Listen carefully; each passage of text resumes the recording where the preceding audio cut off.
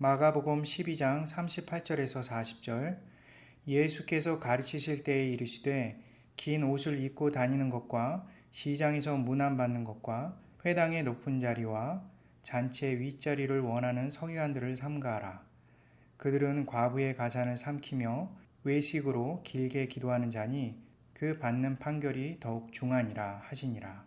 사랑과 은혜가 풍성하신 하나님 감사합니다. 주님, 이 말씀을 전합니다. 이 말씀을 들을 때 우리가 착하고 좋은 마음으로 말씀을 받게 허락하여 주옵소서. 예수 그리스도 이름으로 기도드립니다. 아멘. 우리가 알다시피 마가복음 12장은 마가복음 11장에 예수님께서 예루살렘 입성 후 일어난 내용을 다루고 있습니다. 앞으로 며칠 후면 예수님께서 십자가에 죽게 되십니다. 그런데 그 장소가 바로 예루살렘이라는 점을 감안했을 때 예수님께서 마가복음 11장 입성은 그 내용만큼이나 중요한 장소임을 예상해 볼 수가 있습니다. 예수님께서 마가복음 11장 입성과 함께 제일 먼저 하신 일은 성전 제사와 성전을 폐하시는 일에 대해서 선언하신 것입니다. 그것은 그간 성전에 묶여 있던 백성들에게 율법을 풀어 참 자유를 선언한 것입니다. 그리고 예수님께서는 성전 제사 대신 백성들을 살릴 방법을 확실히 구축하셨습니다. 바로 직접 예수님께서 성전 제사의 제물이 되어 주시는 방법입니다. 물론 이 내용은 마가복음 14장부터 시작되는 예수님의 십자가 지심에 관한 내용입니다. 성전 제사의 원래 취지는 하나님과 인간 관계의 문제를 해결하는 방식에 대한 내용을 담고 있습니다. 성전 제사를 통해서 인간은 하나님 앞에서 자신의 죄를 대신해서 제물을 통해서 피해 제사를 드렸습니다. 예수님께서는 11장에 이제는 더 이상 이러한 방식의 제사로 하나님과 인간 사이의 문제를 해결할 수 없다고 선언하셨습니다. 제사 드리는 행위가 아닌 오직 믿음으로 구원받는 것이 무엇인지 보여주시기 위한 것입니다. 그렇다면 무엇을 믿어야 구원을 얻게 되는 것일까요? 좀 더 정확하게 말하자면 무엇을 믿어야 할까요? 그리고 누구를 믿어야 할까요? 그 질문에 대한 답변은 마가복음 12장 전체에 나와 있습니다. 마가복음 12장은 겉으로는 예수님께서 성전 제사 폐기 선언 때문에 화가 난 종교 지도자들이 몰려와 논쟁을 벌이는 것처럼만 보입니다.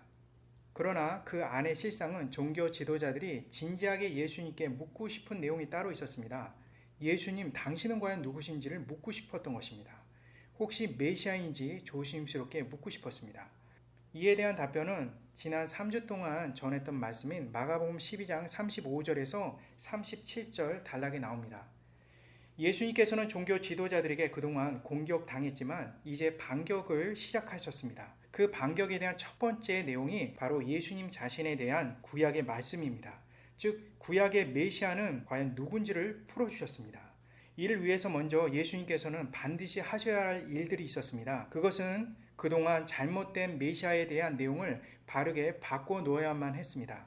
백성들은 이미 잘못된 메시아에 대한 생각으로 가득했습니다. 이미 백성들 앞에 예수님께서 곁에 계셨지만 백성들은 예수님을 메시아로 진정한 메시아에 대한 역할을 이해하지 못했습니다. 이렇게 잘못된 메시아에 관한 내용으로 백성들의 눈을 멀게 만든 자들은 바로 서기관을 비롯한 당시 종교 지도자들이었습니다. 예수님께서는 종교 지도자들이 숨기고 싶었던 그들이 만든 거짓 메시아 이미지를 많은 사람들에게 제대로 알리셨습니다. 이를 통해서 백성들은 그동안 종교 지도자들이 꾸며놓은 거짓된 메시아상에 대해서 진짜 메시아상으로 돌이킬 수 있는 진리 앞에 마주설 수 있는 기회를 얻게 된 것입니다. 그리고 오늘 말씀인 38절에서 40절은 메시아께서 우리에게 어떤 분이신지, 우리는 그분을 어떻게 바라봐야 할지 그 진실을 밝히시는 내용입니다. 예수님께서는 이를 확실히 하기 위해서 먼저 진짜 메시아의 모습과 정반대가 되는 당시 서기관들의 참상을 지적하셨습니다. 이를 통해서 예수님께서는 메시아와 종교 지도자들이 절대 같지 않음을 분명히 알려주실 뿐만 아니라 메시아의 인격에 대한 기대감도 품게 하셨습니다. 이것이 오늘 말씀의 핵심입니다. 지난 3주 동안 살펴본 앞에 있는 단락인 35절에서 37절 말씀 속에서 예수님께서는 거짓 메시아에 관한 잘못된 지식을 완전히 털어버리셨습니다. 이를 통해서 거짓 메시아와 대조되는 진짜 메시아를 확실히 알게 하셨습니다. 이번 38절에서 40절 말씀도 같은 방법으로 예수님께서는 접근하셨습니다. 이번 38절에서 40절에 잘못된 서기관의 행동을 통해서 악한 서기관들의 거짓된 모습을 밝혀내십니다. 이를 통해서 진짜 메시아의 인격과 대조됨을 확실히 보여주셨습니다. 우리는 이것을 통해서 간접적으로 메시아를 알게 되는 것이죠. 메시아는 우리에게 어떤 분이신지에 대한 내용을 반대가 되는 종교 지도자들을 통해서 확실히 알 수가 있는 것입니다. 따라서 이번 본문은 예수님께서 메시아의 참모습이 아닌 메시아와 반대되는 거짓된 자들의 모습을 통해서 예수님의 참상을 알 수가 있는 것입니다. 간접적으로 이해할 수 있는 것이죠. 먼저 38절부터 39절 한 목소리로 읽어보도록 하겠습니다. 예수께서 가르치실 때에 이르시되 긴 옷을 입고 다니는 것과 시장에서 문안받는 것과 회당의 높은 자리와 잔치의 윗자리를 원하는 서기관들을 삼가하라. 예수님께서 먼저 서기관들을 등장시키십니다. 이 단락의 내용은 종교 지도자들을 대표하는 서기관들에 관한 내용에서 시작이 됩니다. 지난 3주 전 말씀인 35절에서 37절 단락 처음 시작될 때를 보게 되면 예수님께서는 서기관들이 다윗의 자손 메시아에 대해서 어떻게 말하는지를 먼저 물으시고 말씀을 시작하십니다. 이와 동일하게 이번 주 말씀 역시도 서기관들에 대한 내용으로 말씀을 시작하시는 부분이 동일한 내용이 되는 것이죠. 따라서 지난번에 서기관들을 먼저 언급한 이유를 우리가 살펴본다면 이번 주에 서기관들에 대한 내용을 우리가 예상해 볼 수가 있습니다. 35절에서 37절에 나오는 서기관들은 하나님의 말씀을 제대로 백성들에게 전하지 못하는 모습을 우리가 발견해 볼 수가 있습니다. 우리가 잘 알다시피 서기관들은 말씀에 특별히 관련되어 있는 업무를 하던 자들이었습니다. 필사의 업무를 했었고 말씀을 해석했고 말씀을 가르치는 자들이었습니다. 따라서 서기관들은 그들의 입속에 나오는 메시아에 관한 내용은 반드시 성경에 나오는 진실이어야만 합니다. 그러나 서기관들은 종교 지도자들과 정치 지도자들과 야합을 하여 메시아에 대해서 거짓말을 했습니다. 종교 지도자들과 모두 함께 짜서 백성들을 속였는데 그 중심에 바로 서기관들이 있었습니다. 그래서 예수님께서는 지난번 단락에서 서기관들을 주목해서 포문을 먼저 여신 것입니다. 이번 주도 역시 동일하죠. 이번 주는 특별히 38절에서 39절 말씀만 보려고 하는데요. 이 안에서 보게 되면 종교 지도자들의 대표라고 할 수 있는 서기관들의 평소 생활상을 우리가 볼 수가 있습니다. 이를 통해서 이들은 어떤 자들인지, 이들은 얼마나 자신을 위해서 사람을 괴롭히고 백성들을 죽음에 몰아갔는지를 말씀은 우리에게 가르쳐주고 있는 것입니다. 완전히 메시아와 다른 모습이라는 것을 확실히 우리는 알 수가 있는 것이죠. 오늘 말씀에 보게 되면 서기관들은 백성들의 생활과 밀접히 관련되어 있음을 우리가 생각해 볼 수가 있습니다. 서기관들의 주 업무를 서두에서도 나누었듯이 그들은 말씀을 필사하는 것이 주 업무입니다. 그리고 말씀을 해석하고 백성들을 가르치는 일들을 했습니다. 하지만 이 부분보다 더 백성들과 친근한 그들의 업무가 있었습니다. 그것은 율법 전문가로서 백성들과 밀접해 있는 법에 관련된 일을 그들은 감당하고 있었습니다. 쉽게 얘기해서 서기관들은 오늘날 변호사와 동일한 업무로 백성들을 섬겼습니다. 다만 그 옛날에는 변호사가 법뿐만 아니라 지역 행정까지 담당하고 있었습니다. 그만큼 서기관들은 백성들에게 있어서 친숙하며 가까웠던 자들입니다. 당시 서기관들은 백성들과 가까이 하면서 그들의 업무를 봐주었지만 백성들로부터 돈을 따로 받진 않았습니다. 다만 서기관들은 그 생활비가 그 후원이 그 지역 내에 따로 그 부호에 의해서 또는 헌신을 원하는 자들에 의해서 받기도 했습니다. 서기관들이 하는 일은 모두 하나님을 위한 것이며 하나님의 백성을 위한 것이기 때문에 달리 사례를 받지 않고 그들은 봉사직으로 섬겼습니다. 따라서 서기관들의 일은 가장 중요한 것이 바로 하나님에 대한 사명 그 자체인 것입니다. 그야말로 서기관들은 백성 편에 서서 하나님의 편에 서서 혹시 모를 권력자들을 경계하고 하나님 앞에 겸손히 섬겨나가는 그런 부르심을 받았던 것입니다. 하지만 오늘 말씀의 실상에서 보게 되면 현실적인 서기관들은 너무나 다르다는 것을 보여주고 있습니다. 오늘 전할 부분이 38절에서 39절에 대한 부분에서 특별히 중요한 어구 4가지를 이 시간에 자세히 풀어보는 시간을 좀 가지려고 합니다. 먼저 서기관들은 긴 옷을 입는 것을 좋아한다고 나옵니다. 이것을 히라보로 보게 되면 엔스톨라이스라고 나오는데요. 특별히 긴 옷이라고 나와 있는 스톨레는요, 축제 때 예복으로 착용하는 것을 의미합니다. 72형에는 주로 대제사장과 왕의 옷을 의미하는 그런 내용으로 쓰여지는 단어입니다. 이스라엘의 대제사장 복장은 다른 나라의 왕의 복장만큼이나 화려했습니다. 유독 눈에 띄는 화려함을 간직하는 옷을 의미하는 것이죠. 당시 역사가인 요세푸스는 다음과 같이 말합니다. 대제사장의 의복은 보는 사람에게 눈에 만족감을 주는 아름다운 복장이며 그것을 과시하기에 충분히 화려하다라고 나옵니다. 서기관들 중에서는 대제사장의 신분을 가진 그리고 혈통을 가진 자들도 있었습니다. 그리고 일부 대제사장들 중에는 서기관들의 일을 하고 있었던 자들도 있습니다. 그렇지만 여기서 중요한 것은 서기관들이 대제사장들을 흉내낸다라는 묘사된 내용이 우리에게 더 유독 주목을 끌고 있습니다. 말씀에 보게 되면 서기관들은 평소 때도 이러한 복장을 선호하고 있다는 것을 예수님의 말씀의 뉘앙스를 통해서 알 수가 있습니다. 이들 서기관들, 종교 지도자들의 지향점을 우리가 볼 수가 있는 것이죠. 끝없이 권력욕을 탐하는 그들의 모습을 여실히 보여줍니다. 이들은 자신들을 돋보이기 위해서 얼마나 평소 때 화려한 긴 옷을 입고 다녔는지를 알 수가 있는 것이죠. 두 번째로 이 서기관들은 시장에 문안받는 것을 좋아한다고 나옵니다. 이 부분에 대해서 히라보로는 아스파스무스 앤 타이스 아고라이스라고 나옵니다. 특별히 시장이라는 단어, 이 아고라스라는 히라보 단어는 사거리 중앙이나 또는 성 입구를 의미합니다. 다시 말해서 모든 사람들이 왕래하거나 모든 사람들이 만날 수 있는 곳을 의미하는 것이죠. 이곳에서 문안을 받기를 원하는 것입니다. 히라보로는 아스파스무스라고 나오는데요. 이것은 일반적으로 인사를 하는 의미도 포함되어 있지만 문맥상으로는 존경에 담은 의미를 담고 있다는 것을 우리는 알 수가 있는 것입니다. 그것이 아참이든 진실이든 상관이 없습니다. 모두에게 칭찬 일색을 듣고 싶어하는 서기관들의 모습을 우리가 발견할 수가 있는 것이죠. 일반적으로 인사할 때 다른 사람들을 비난하기 위해서 인사하는 경우가 흔치 않습니다. 싫어하는 사람도 인사는 좋은 인사를 건네죠. 그러한 아참의 말을 듣고 싶어하는 서기관들이 그러한 곳을 찾아다닌 것을 우리가 볼 수가 있는 것입니다. 세 번째로 서기관들은 회당의 높은 자리를 원하는 부분이 나옵니다. 히라보로 보게 되면 로버트 카데드리아스 앤 타이스 시나고가이스라고 나옵니다. 여기서 회당이라는 이 시나고고라는 이 단어는요, 당시에 모든 사람들이 평등하게 앉아서 하나님의 말씀을 누구라도 들을 수 있고 누구라도 전할 수 있는 곳을 의미합니다. 이러한 곳에 한 가지 예외적인 곳이 있는데 바로 석재의자입니다.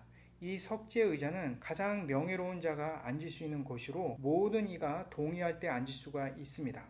그 자리에 앉기를 원하는 서기관을 볼 수가 있는 것이죠.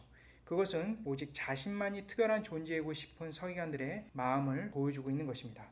마지막으로는 서기관들이 잔치의 윗자리 부분에 앉고 싶어하는 그런 내용이 나옵니다. 히라보로 보게 되면 프로토클리시아스 앤 토이스 데이프노이스라고 나옵니다. 잔치집의 상석을 의미하는 것이죠.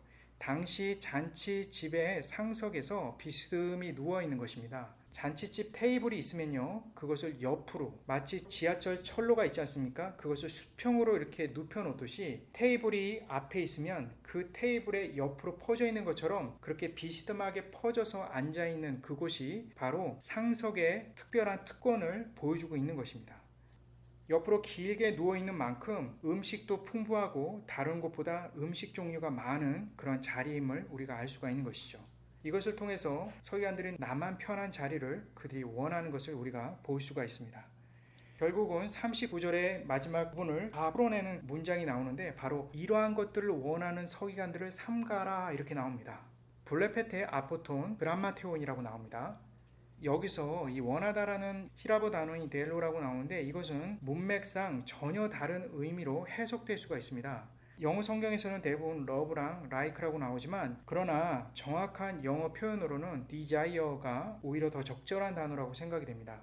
이 단어 자체가 세모 계통의 언어로서 히라보 문장 속에서는 전혀 다른 의미를 내포하고 있음을 우리에게 보여주고 있는 것이죠. 이 서기관들은 절대로 멈출 수 없는 그들 안에 내부로부터 끌어올리는 욕망 그 자체를 의미하는 그러한 원함이 있는 것입니다. 마치 사자가 풀을 뜯어먹고 살 수가 없고 고기만이 그들의 원초적인 욕망을 끌어올릴 수 있는 것처럼 서기관들도 역시 이 네 가지 부분에 대한 그러한 욕망을 갖고 있음을 보여주고 있는 것이죠. 예수님께서는 이러한 욕망을 갖고 있는 그것을 탐하는 그것을 원하는 그들의 모습에 대해서 우리가 철저하게 그들과 삼가하라고 말씀을 하십니다. 이 삼가다라는 단어는 블레포라는 이 단어인데요. 여기서는 현재 능동태 2인칭 명령법으로 쓰여 있습니다. 이전에도 한번 나눈 적이 있는데요. 이러한 2인칭 명령법은 상대에 대한 강한 신뢰 속에서 나올 경우에는 단순한 명령형이 되어 있지 않고요. 결정된 사항에 대한 확신으로 굳어지는 그러한 해석을 할 수가 있게 됩니다. 의역하자면 너는 반드시 이러한 자들을 삼갈 수밖에 없다라는 것을 은연중에 보여주고 있는 것이죠. 하지만 여기서는 조건 부분이 빠져 있는데요. 내가 나를, 즉 예수님을 믿는다면 너는 반드시 삼갈 수밖에 없다, 이렇게 해석할 수도 있는 것입니다. 이는 이러한 서기관과 같은 자를 막아내는 것은 오직 예수님을 믿는 믿음뿐이다 라는 것을 보여주고 있는 것이죠. 동시에 서기관과 같은 너의 그러한 모습 속에 그러한 디자이어, 그 욕망을 막아낼 수 있는 유일한 방법은 바로 나 예수 그리스도를 믿는 것만이 가능하다라는 것도 함께 보여주고 있는 그런 내용인 것입니다. 저는 서기관들이 좋아하는 이 네 가지 욕망을 세 가지 방향에서 생각해 보려고 합니다. 먼저 첫 번째 방향은 서기관들이 좋아하는 네 가지 욕망의 실체를 먼저 밝힐 것입니다. 두 번째 방향으로는 서기관들이 좋아하는 것이 과연 어디로부터 영향을 받아서 나온 것인지를 구체적으로 살펴볼 것이고요. 마지막 세 번째는 서기관들이 과연 이러한 것들을 좋아할 수 있는지, 좋아해도 되는지, 그것이 말씀과 이스라엘의 배경에 과연 자연스러운 것인지 한번 살펴보도록 하겠습니다. 먼저 첫 번째 방향인 서기관들이 추구하는 네 가지 욕망의 실체에 대해서 현실적으로 우리 한번 생각해 보는 시간을 갖도록 하겠습니다. 먼저 첫 번째로 서기관들이 긴 옷을 입는 것을 좋아하는 부분에 대해서 현실적으로 한번 적용해 보려고 합니다. 이들 서기관들은 자신을 드러내는 것을 참 진심으로 좋아하고 원합니다. 자신들의 화려한 것, 자신들의 높은 신분이라든지 자신들의 교양이라든지 자신의 지식이라든지 자신의 배경이라든지 그 어느 것도 상관없습니다. 어떤 다른 사람들에게 자랑할 것이 있다고 한다면 그것을 드러내고 싶어 하는 것이죠. 자신이 남에게 보여주고 싶은 그 모든 것들, 그리고 다른 사람들이 나를 통해서 반할 만한 것들을 드러내고 싶어 하는 것들이 서기관이 갖고 있는 원초적인 욕망 중에 하나인 것입니다. 반대로 말하자면 이 서기관들은 자신들이 가질 수 없는 것들, 또한 치부들, 이런 것들로 인해서 비하할 수 있음을 또한 같이 시사해주고 있습니다. 자신의 치부 때문에 불행해질 수가 있는 것이죠. 다른 이들에게 자신의 멋진 것, 반할 만한 것만 계속 드러내고 싶어하고 오히려 그것이 아닌 다른 자신의 치부가 드러날 경우에는 괴로워하고 그것으로 인해서 열등감에 의해서 주체할 수 없는 존재라는 것도 역으로 보여주고 있는 한 대목이라고 생각이 됩니다. 둘째로 서기관들이 문안받는 것을 좋아하는 것에 대해서 실제로 살펴보려고 합니다. 이들은 모든 사람들에게 존경을 받고 싶어 합니다. 자신이라는 존재에 대해서 존경심으로 어느 누구도 빠짐없이 자기를 좋아하기를 원합니다. 그것이 그들이 가지고 있는 그러한 원초적인 욕망 그 자체인 것이죠. 누구에게나 사랑받고 싶어하는 자아가 충만한 것입니다. 다른 각도로 본다고 한다면 이들은 자기 외에 다른 이를 사랑하지 못한다는 것을 의미하는 것이죠. 만일 이들이 다른 사람을 사랑한다고 한다면 그것은 바로 전적으로 자기를 위한 사랑에 불과한 것이죠. 그리고 만일 내 자신을 존경하지 않는 누군가가 나온다고 한다면 그는 내가 가장 싫어하는 존재가 될 수 있다는 것을 보여주고 있는 것입니다. 셋째로 서기관들이 회당에서 상석에 앉고 싶어하는 욕망이 가득한 부분에 대해서 한번 적용해 보려고 합니다. 앞에서도 나누었듯이 회당은 모든 사람들에게 공평한 곳입니다. 그런데 그 모두가 공평한 그곳에 자기만 특별한 존재이고 싶은 것입니다. 누구보다도 독보적인 위치에 있고 싶어하는 그들의 원초적인 욕망을 우리는 볼 수가 있는 것입니다. 마지막 네 번째로는 서기관들은 잔치집에서 상석에 앉고 싶어하는 열망, 그 욕망이 있는 것에 대해서 현실적으로 한번 생각해 보려고 합니다. 당시에 잔치집 상석은 가장 맛있는 음식과 가장 화려한 포도주로 가득해 있었습니다. 그리고 어느 누구보다도 많은 양과 많은 종류의 음식을 섭취할 수가 있습니다. 이는 오직 자신만 편하고 자신만 좋으면 되고 자신만 좋은 것을 먹기를 원하는 그들의 순수한 욕망을 볼 수가 있는 것입니다. 달리 말해서 다른 사람들이 불편하거나 다른 사람들이 아프거나 다른 사람들이 나보다 손해를 보더라도 나만 괜찮으면 그만인 것입니다. 이러한 열망과 열정과 욕망이 너무나 강한 자들이 바로 서기관들이라는 것을 오늘 말씀은 우리에게 알려주고 있는 것입니다. 앞에서도 나눴듯이 이들 서기관들은 하나님을 섬기며 하나님의 백성을 섬기도록 부르심을 받은 자들입니다. 그러나 그들에게 있어서 하나님도 하나님의 백성도 나보다 앞설 수가 없는 것이죠. 두 번째로 우리가 이 네 가지 욕망에 대한 방향성으로 살펴볼 것은 과연 이들이 좋아하는 것이 어디로부터 영향을 받은 것인지에 대해서 우리가 살펴볼 필요가 있습니다. 여기서 독특한 것을 우리가 발견할 수가 있는데요. 이 서기관들이 좋아하는 것은 하나같이 이스라엘 백성들의 일상과는 관련이 없습니다. 구약 성경이든 히브리 문학에서든 이러한 풍습이 없습니다. 오히려 그 반대로 이러한 것들은 하나같이 그리스 로마 시대에 나오는 배경을 갖고 있습니다. 그리스 로마 문화에 당시 로마 제국 안에서 자랑스러워하는 풍습 중에 즐겨하는 풍습 중에 하나라는 것이죠. 먼저 첫 번째로 서기관들이 긴 옷을 즐겨 입는 이 부분은 자신의 신분을 드러내고 싶어하고 자신의 화려함을 포장하고 싶어하는 당시 로마 문화에서 절정을 이루는 문화 중에 하나였습니다. 그리스 로마 문화에서는 자신이 입고 있는 옷이나 치장되어 있는 이러한 모든 것은 자신의 치부를 가리고 자신의 열등함을 가릴 수 있는 좋은 도구이기도 합니다. 그리고 그들이 입고 있는 옷은 화려하고 장식구들이 참 많습니다.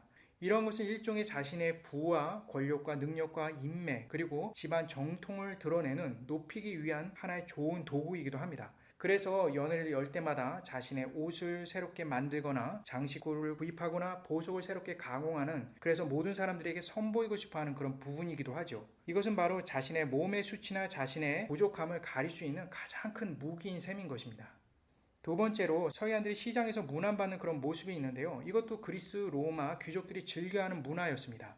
그리스 로마의 귀족들은 작은 장소에서부터 시작해서 큰 경기장에 이르기까지 자신의 이름이 드높아지고 찬사를 받는 것을 그들이 가장 꿈꾸는 세상인 것입니다. 그리스 로마 문화는 모두가 보는 그 대중 앞에서 화려한 연설을 하는 것을 되게 좋아합니다. 이것을 통해서 다른 사람들이 그에게 존경을 표하는 것을 굉장히 중요하게 생각합니다. 이러한 목적으로 나중에 이를 위해서 신분이 낮은 그런 귀족들일 경우에는 검투사를 키웠습니다.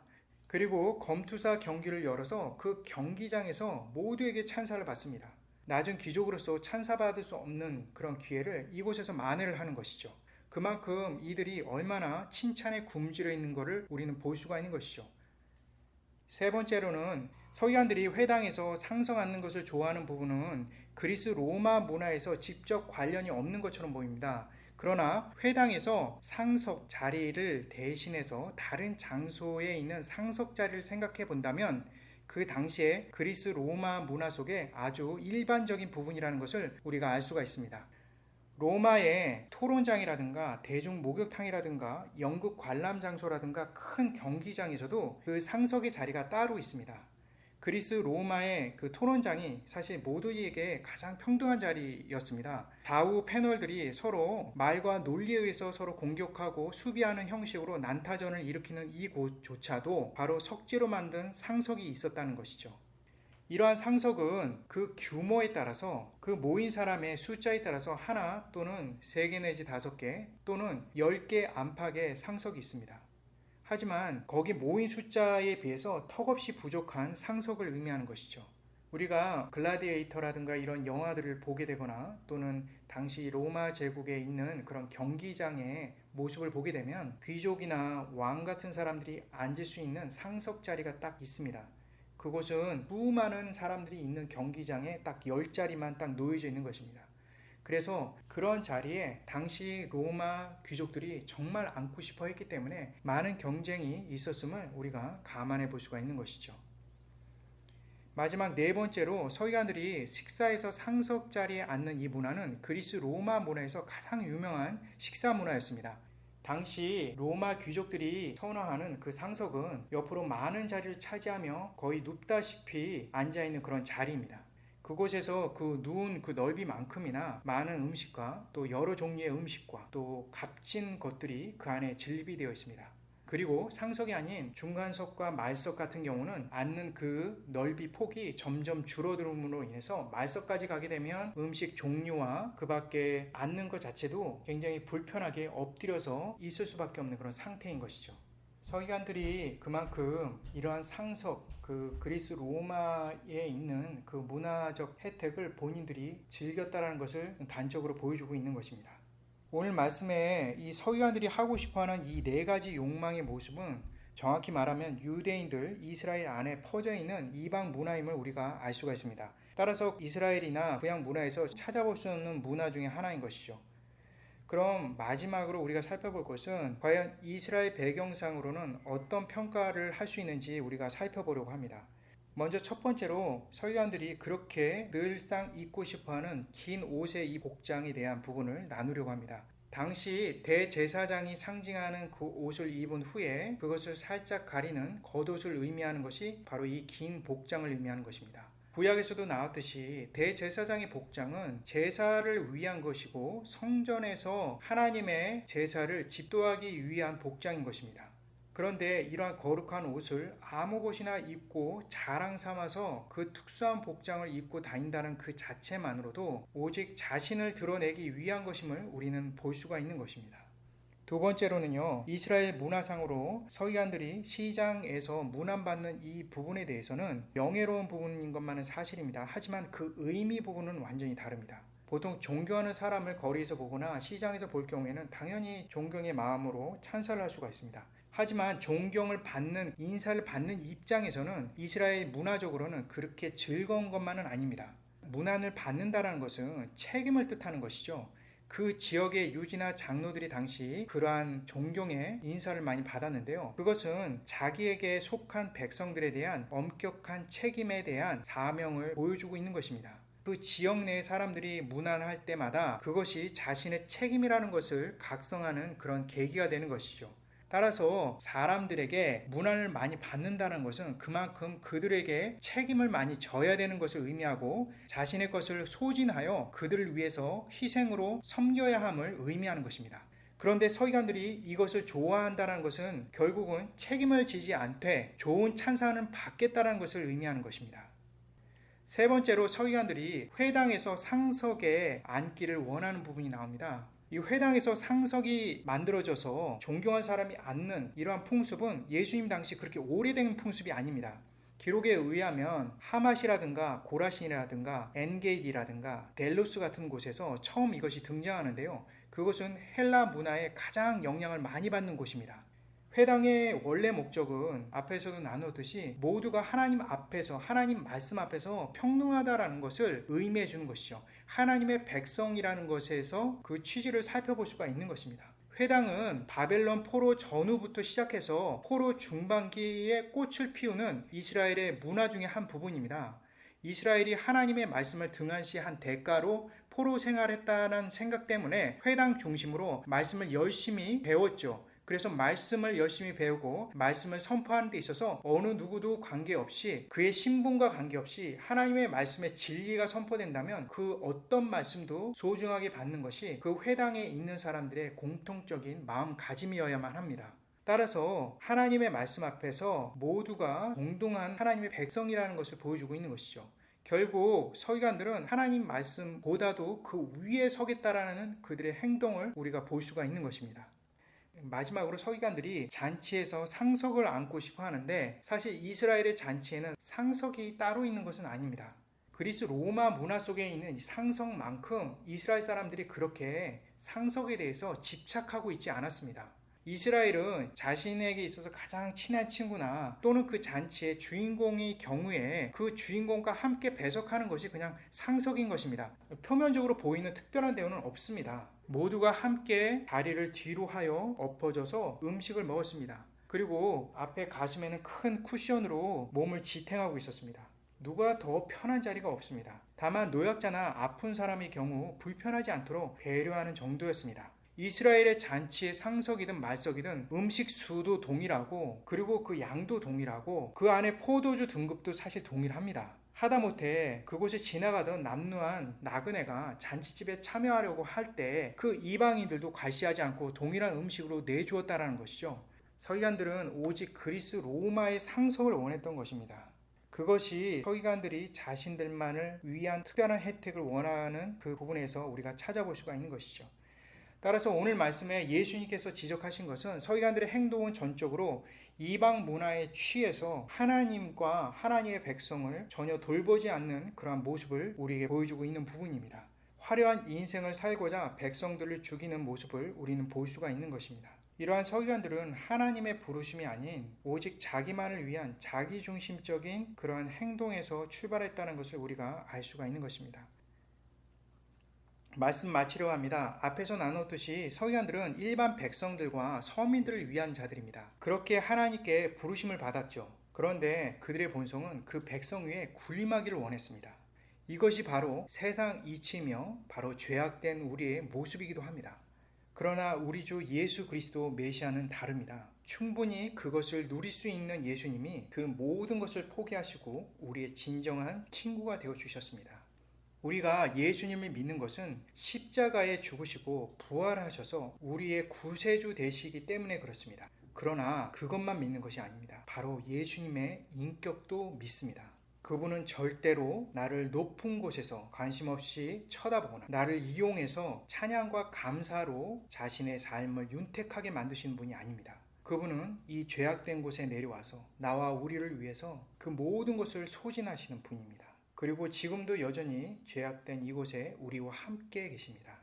성령으로 말씀으로 우리와 함께 계십니다. 그리고 나와 가까이 있는 누군가로부터 나를 도와주시기도 하십니다. 또는 소리 없이 느낌도 없이 또는 나의 마음을 위로하시고 다듬어 주십니다. 그것을 내가 의식하든 의식하지 못하든 주님께서는 오늘도 이 자리에서 저와 여러분을 그렇게 만나 주십니다. 그것이 바로 우리 주님께서 우리에게 말씀을 통해 약속하신 사실입니다. 이것이 내가 믿는 그리고 우리가 믿는 예수님의 실체인 것입니다. 예수님은 진정한 나의 구주이시며 나의 유일한 친구이십니다. 그 사실을 믿는 자가 복됩니다. 제가 기도하겠습니다. 사랑과 은혜가 충만하신 하나님 감사드립니다. 하나님, 이 시간에 말씀을 보았습니다. 우리의 진정한 친구는 오직 예수 그리스도 한 분뿐입니다. 하나님, 때로는 서기관과 같이 자기 중심성에 쌓일 수밖에 없는 저의 자신을 보게 됩니다. 그럼에도 불구하고 주님께서 우리를 지금도 친구처럼 여기시며 죄악된 우리를 감싸주시며 용서하기를 원하시는 주님을 우리는 바라봅니다. 주님의 긍휼이 크시기에 우리가 오늘도 살아갈 수 있음을 고백합니다. 주님 감사드립니다. 예수 그리스도 이름으로 기도드립니다. 아멘.